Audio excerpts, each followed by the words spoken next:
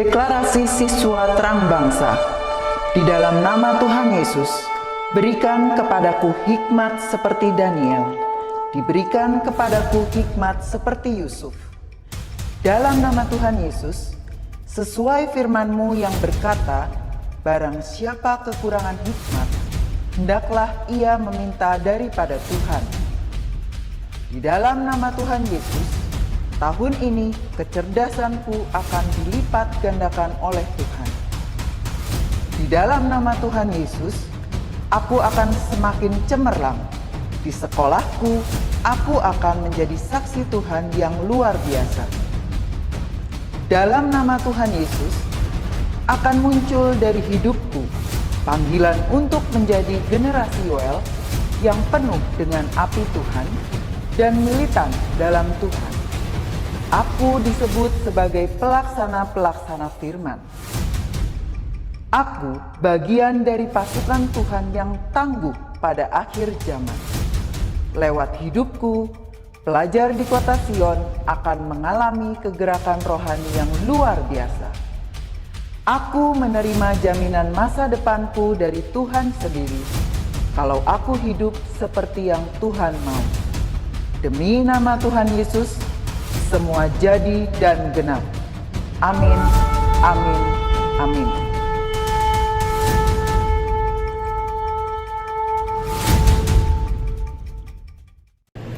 Shalom adik-adik, apa kabarnya nih? Pastinya luar biasa dong ya. Oke, yuk sebentar lagi kita akan menyanyikan satu buah lagu. Lagu ini membicarakan tentang kebaikan Tuhan atas hidup kita. Setiap nafas Tuhan, setiap nafas kita itu semua kebaikan Tuhan, amin. Yuk sama-sama kita lipat tangannya, tutup matanya. Kita mau sama-sama fokus ke Tuhan.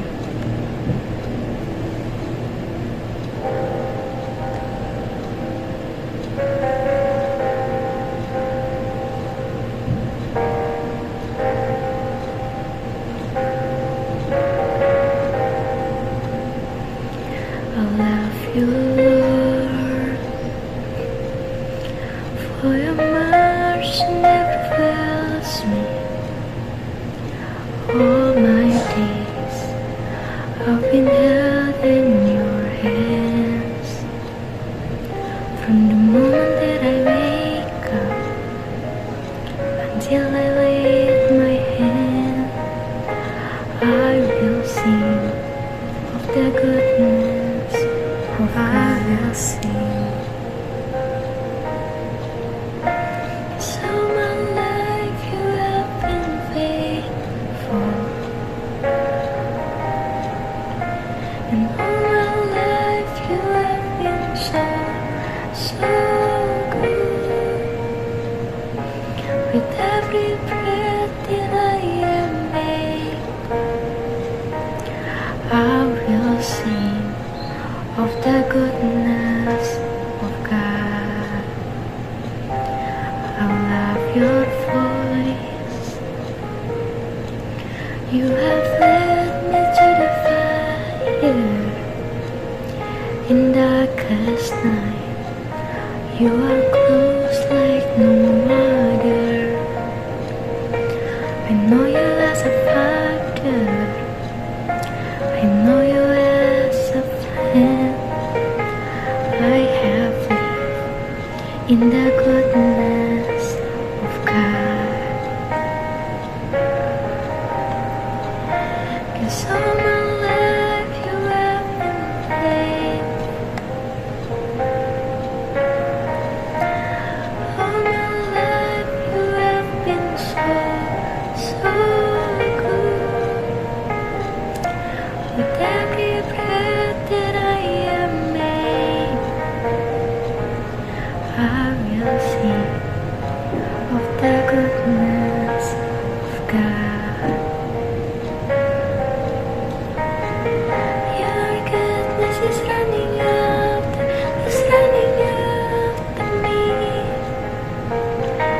Your goodness is running after me.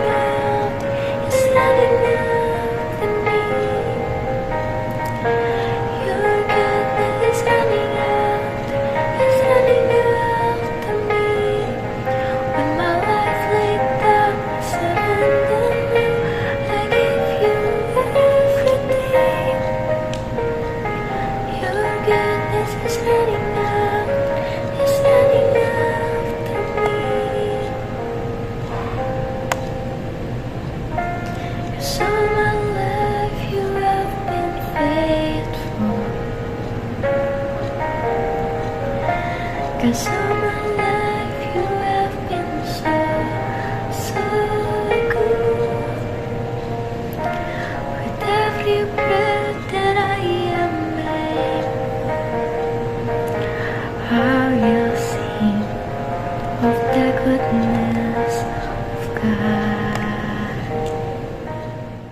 Shalom, selamat pagi adik-adik di SD Kristen Terang Bangsa. Ketemu lagi pagi hari ini bersama Kak Kris dari Lifeguard Youth Community Cirebon ya. Dan pagi hari ini Kak Kris mau bagikan sesuatu untuk adik-adik semua, bagikan firman Tuhan ya. Sebelum kita mulai, mari Kak Kris mau ajak kita semua tutup mata, lipat tangan, dan kita berdoa sama Tuhan. Tuhan Yesus, terima kasih, kami bersyukur Tuhan pagi hari ini kami boleh berkumpul, kami boleh mengikuti devotion, dan kalau sebentar kami mau mendengarkan sebagian dari firman-Mu, kami berdoa Tuhan, biar Engkau kuasai hidup kami, Engkau berfirman, dan buat kami adik-adik di SD Kristen Terang Bangsa ini menangkap sesuatu firman yang daripada-Mu Tuhan. Terima kasih, ada hikmat, ada pengetahuan yang daripada Tuhan turun atas hidup kami. Terima kasih Bapa, di dalam nama Tuhan Yesus Kristus. Setiap kita yang percaya berkata, amin. Oke. Pagi hari ini Kak Kris mau ajak adik-adik semua untuk buka Alkitab di kitab Yohanes pasal yang ke-6 ayat yang ke-8 ya. Adik-adik di rumah buka Alkitab dan baca ya. Yuk, Kak Kris mau ajak masing-masing kita baca ya. Ayat yang Yohanes 6 ayat yang ke-8. Seorang dari murid-muridnya, yaitu Andreas, saudara Simon Petrus, berkata kepadanya, "Di sini ada seorang anak yang mempunyai 5 roti jelai dan 2 ikan. Tetapi apakah artinya itu untuk orang sebanyak ini?" Ayat yang 10, kata Yesus, "Suruhlah orang-orang itu duduk. Adapun di tempat itu banyak rumput, maka duduklah orang-orang itu, kira-kira 5.000 laki-laki banyaknya." Dan ini adalah kisah tentang 5 roti dan 2 ikan ya. Bagaimana Tuhan Yesus membuat mujizat dari 5 roti dan 2 ikan, dilipat gandakan, memberi makan 5.000 orang adik-adik. Luar biasa ya Tuhan kita ya, Tuhan Yesus ya. Dia bisa buat mujizat seperti itu. Dan Kak Kris mau lanjut ya, ayat yang ke-11. Lalu Yesus mengambil roti itu, mengucap syukur, dan membagi-bagikannya kepada mereka yang duduk di situ. Demikian juga dibuatnya dengan ikan-ikan itu, sebanyak yang mereka kehendaki.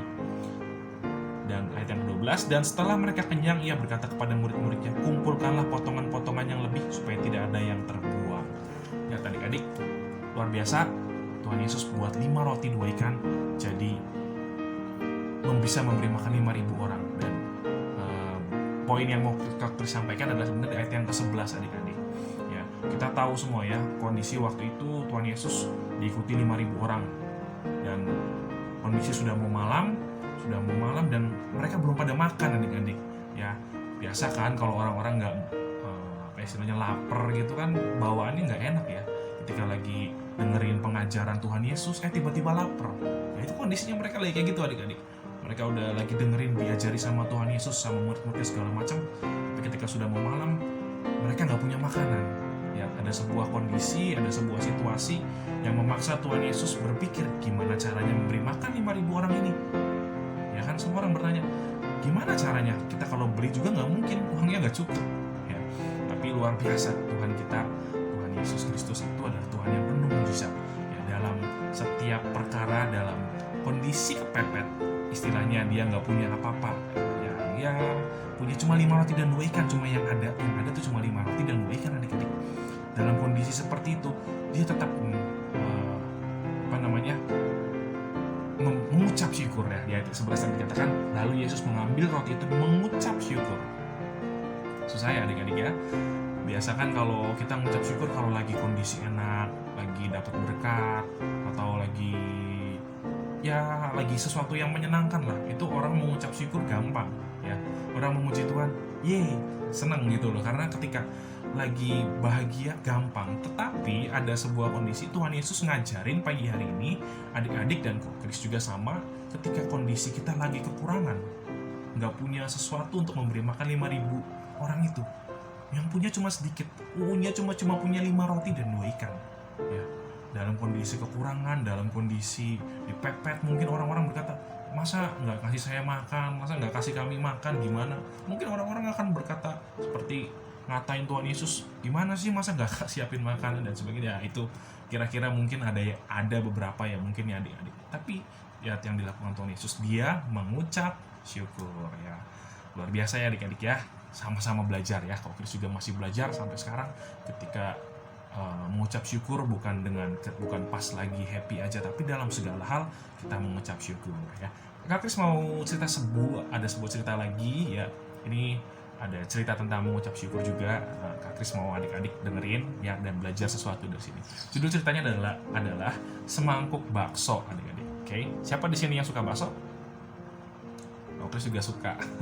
Enak ya, apalagi kondisi lagi hujan-hujan, musim hujan, makan bakso enak, mantap. Dan ini adalah judulnya Semangkuk Bakso. Ceritanya tentang seorang anak perempuan bernama Putri. Ya, dia punya keluarga yang luar biasa, yang baik, semuanya baik, punya papa, mama, punya adik juga, mereka semuanya kondisi baik ya. Dan ada sebuah kebiasaan, si Putri ini setiap dia ulang tahun, mamanya akan selalu membuat masakan yang banyak ya. Dia biasa kan kalau ulang tahun kan dimasakin atau dibelanjain apa. Dan ketika Putri bangun tidur, biasa udah ada masakannya di sana. Orang tuanya, mama papanya, adiknya menyambut dengan luar biasa, happy birthday Putri, selamat ulang tahun. Itu selalu terjadi bertahun-tahun sampai dia besar ya. Dari kecil sampai besar dia sudah selalu seperti itu. Jadi Putri senang ketika dilakukan seperti itu ya. Dan untuk tahun ini ada ketika tahun ini ketika Putri berulang tahun, nah ada sesuatu yang beda. Otomatis Putri kan berpikir, wah besok saya ulang tahun nih, saya pasti orang tua saya akan melakukan hal yang sama. Saya senang ketika itu ya. Oke, dan hari besoknya ya, Putri bangun tidur dan dia melihat seperti biasa. Dia keluar kamar, loh kok nggak ada papa mama saya kemana nih? Kok nggak ada ya kan? Oh, dia lihat masuk lagi ke kamar, mungkin di kamar di dapur mungkin ya. Ya di dapur lihat, loh kok nggak ada masakan juga. Biasanya kan selalu selalu masak. Mama saya selalu masak gitu ketika saya ulang tahun. Tapi ini nggak ada. Aduh, dia mikir lagi dan ternyata papa mamanya tuh lagi nggak di situ, adik-adik. Papa mamanya lagi merawat adiknya si Putri yang lagi sakit gitu loh. Semalam si adiknya ini ternyata sakit panas. Wah, dalam hatinya si Putri, waduh, masa sih dasar manja.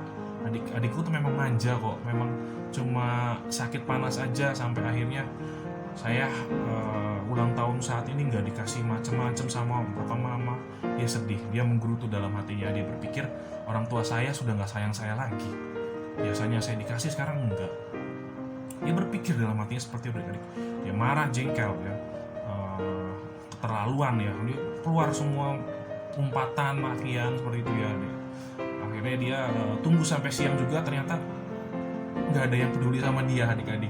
Papa mamanya mungkin seperti melupakan, dalam tanda kutip, melupakan anaknya si Putri, melupakan si Putri ini lagi ulang tahun, dicuekin aja. Semakin panas loh hatinya dia ya, semakin waduh, papa mama ngucapin aja enggak loh, adik saya ngucapin juga enggak loh. Akhirnya dia makin kesel itu, adik-adik ya. Dia makin kesel ya, akhirnya memutuskan untuk udahlah saya mau keluar aja, mau jalan-jalan keluar. Dia keluar dari rumahnya, dia mau ya entah jalan-jalan kemana. Dia pikir perasaan sedih, marah, bercampur aduk gitu. Dan satu ketika dia melewati sebuah warung bakso ya. dia ada warung bakso, dia berhenti di depan warung bakso. Dia ngeliatin tukang baksonya lagi ngeracik bakso, ngeliatin, dan tukang baksonya ngeliat, ditatap matanya sama si tukang bakso ini. Dia ditanyain sama tukang bakso, mau beli bakso neng, kata si tukang baksonya ya. Si Putri jawab, mau bang, cuma saya nggak punya uang, katakan seperti itu. Si abangnya yang mungkin merasa kasihan, merasa aduh iba ya ngeliat anak ini kok kayaknya lapar. Akhirnya dia katakan, udah masuk aja neng sini, nanti abang buatin. Akhirnya bener, dibuatin sama abangnya semangkok bakso yang masih panas. Kondisi dia lagi lapar, tiba-tiba wah seneng dong. Dia makan bakso dengan lahap ya. Dia makan dan sampai satu titik tiba-tiba si Putri ini nangis, adik-adik. Dia nangis, lagi makan bakso nangis. Si abangnya nanya kan, loh neng kenapa nangis, ditanya gitu. Si Putri jawab, iya bang, saya tuh keingetan mama saya di rumah gitu. Dikatakan mama saya tuh jahat banget. Hari ini saya tuh ulang tahun dan biasanya mama saya tuh memasakkan sesuatu untuk saya. Papa saya juga biasanya mengucapin, tapi hari ini nggak ngucapin sama sekali, nggak ada masakan segala macem. Jadi dia merasa ibu saya udah nggak sayang sama saya lagi. Wah, tukang baksonya ngasih sebuah nasihat yang bagus banget ini. Nasihatnya gini, adik-adik.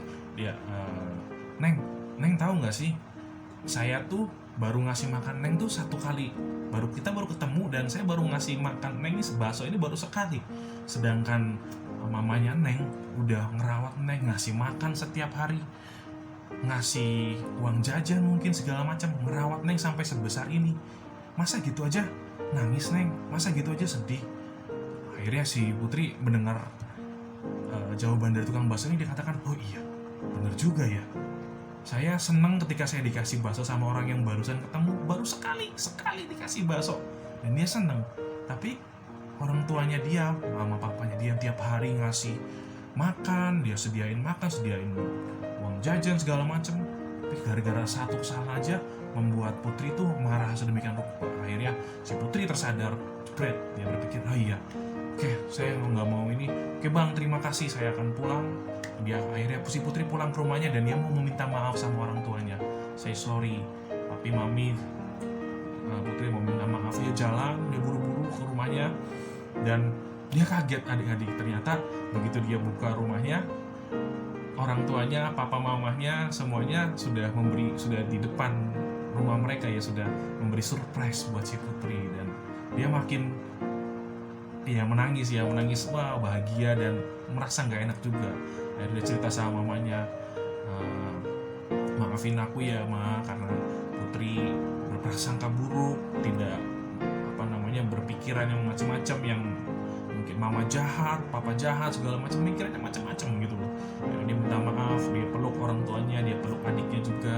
Mereka semuanya akhirnya merayakan ulang tahun Putri dengan luar biasa ya. Poinnya apa dari sini? Kak Kris mau bicara sama adik-adik kita semua. Seringkali apa yang kita hadapin itu mungkin kelihatannya nggak enak, sepertinya sesuatu yang sulit, sesuatu yang menyakitkan hati, nggak dianggap kayak Putri tadi ya, nggak dianggap atau mungkin dimarahin segala macam. Tapi adik-adik mau percaya nggak, seperti tadi Tuhan Yesus juga di Alkitab katakan dia dalam kondisi tidak punya apa-apa, dalam kondisi kesulitan pun dia tetap mengucap syukur ya. Jadi luar biasa banget adik-adik. Pagi hari ini Kak Kris mau ajak adik-adik semua kita sama-sama mengucap syukur buat segala apapun yang terjadi dalam hidup kita. Lagi kondisi tidak enak, kondisi kesulitan, atau mungkin kondisi tidak baik sekalipun, kita tetap harus mengucap syukur karena Tuhan Yesus mengajarkan demikian. Oke adik-adik, kita tutup devotion kita pagi hari dengan berdoa. Terima kasih Tuhan, kami bersyukur kami boleh mendengar cerita tentang Putri, kami boleh mendengar kisah tentang Engkau sendiri juga Tuhan yang mengucap syukur dalam kondisi tidak punya apa-apa, hanya punya 5 roti dan 2 ikan, dan Tuhan Engkau tetap mengucap syukur. Kami bersyukur punya Allah yang luar biasa, Engkau mengajari kami terus hari demi hari Tuhan. Kami mau belajar ketika menghadapi segala sesuatu yang sulit, segala sesuatu yang sepertinya tidak enak, tapi kami boleh mengucap syukur Tuhan. Terima kasih Bapa, berkati sepanjang hari ini kami serahkan semuanya ke dalam tangan-Mu, di dalam nama Tuhan Yesus Kristus kami berdoa. Amin. Selamat pagi adik-adik, Tuhan Yesus memberkati.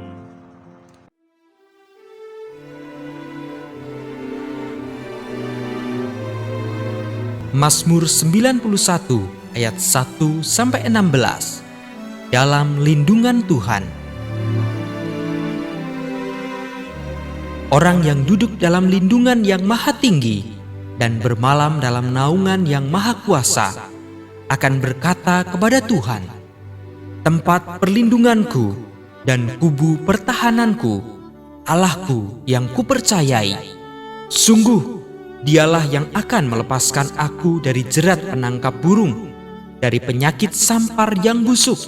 Dengan kepaknya, Ia akan menudungi engkau. Di bawah sayapnya engkau akan berlindung. Kesetiaannya ialah perisai dan pagar tembok. Engkau tak usah takut terhadap kedahsyatan malam, terhadap panah yang terbang di waktu siang, terhadap penyakit sampar yang berjalan di dalam gelap, terhadap penyakit menular yang mengamuk di waktu petang. Walau 1000 orang rebah di sisimu dan 10.000 di sebelah kananmu, tetapi itu tidak akan menimpamu. Engkau hanya menontonnya dengan matamu sendiri dan melihat pembalasan terhadap orang-orang fasik. Sebab Tuhan ialah tempat perlindunganmu yang maha tinggi telah kau buat tempat perteduhanmu. Malapetaka tidak akan menimpa kamu, dan tulah tidak akan mendekat kepada kemahmu. Sebab malaikat-malaikatnya akan diperintahkannya kepadamu untuk menjaga engkau di segala jalanmu. Mereka akan menatang engkau di atas tangannya, supaya kakimu jangan terantuk kepada batu. Singa dan ular tedung akan kau langkahi. Engkau akan menginjak anak singa dan ular naga. Sungguh, hatinya melekat kepadaku, maka aku akan meluputkannya. Aku akan membentenginya, sebab ia mengenal namaku. Bila ia berseru kepadaku, aku akan menjawab. Aku akan menyertai dia dalam kesesakan. Aku akan meluputkannya dan memuliakannya. Dengan panjang umur akan kukenyangkan dia, dan akan kuperlihatkan kepadanya keselamatan daripadaku. Amin.